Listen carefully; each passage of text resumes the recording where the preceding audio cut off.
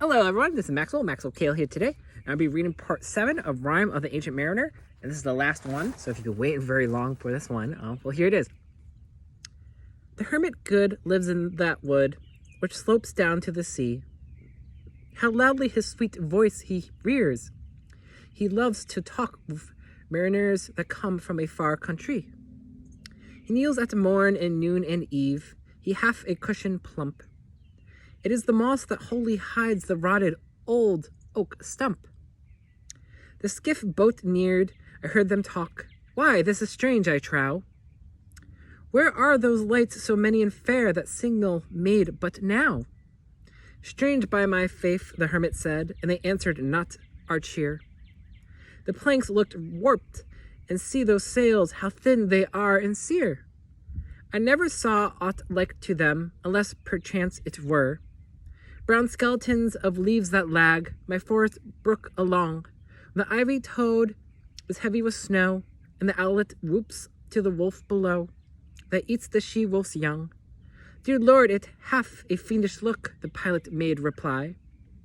I am feared, push on, said the hermit cheerily. The boat came close to the ship, but I nor spake nor stirred. The boat came close beneath the ship, and straight a sound was heard. Under the water it rumbled on, still louder and more dread. It reached the ship, it split the bay, the ship went down like lead. Stunned by that loud and dreadful sound, which sky and ocean smote, like one that hath been 7 days drowned, my body lay afloat. But swift as dreams myself I found, within the pilot's boat. Upon the whirl where sank the ship, the boat spun round and round, and all was still save that hill was telling of the sound. I moved my lips, the pilot shrieked, and fell down in a fit. The holy hermit raised his eyes and prayed where he did sit. I took the oars, the pilot's boy, who now doth crazy go, laughed loud and long, and all the while his eyes went to and fro. Ha ha, quoth he, full plain I see, the devil knows how to row. And now all in my own country I stood on the firm land. The hermit stepped forth from the boat, and scarcely he could stand. Oh, shrieve me, holy man. The hermit crossed his brow.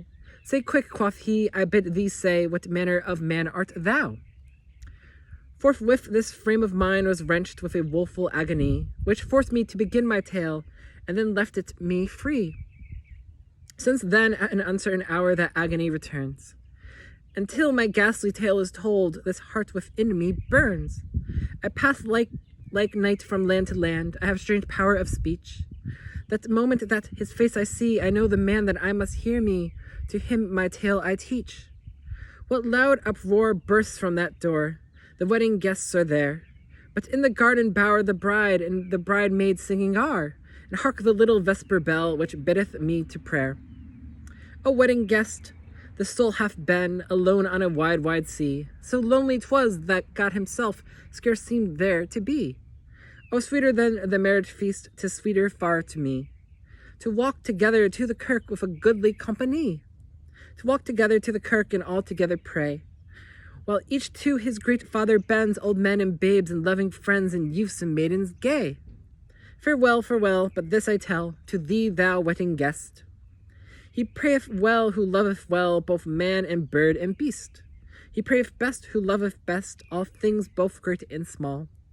For the dear God who loveth us, he made and loveth all. The mariner whose eye is bright, whose beard with age is hoar, is gone, and now the wedding guest turned from the bridegroom's door. He went like one that hath been stunned, and is a sense forlorn. A sadder and wiser man, he rose the morrow morn. So that whole thing was Rime of the Ancient Mariner by Samuel Taylor Coleridge, and I hope you enjoyed it. It's from 1834.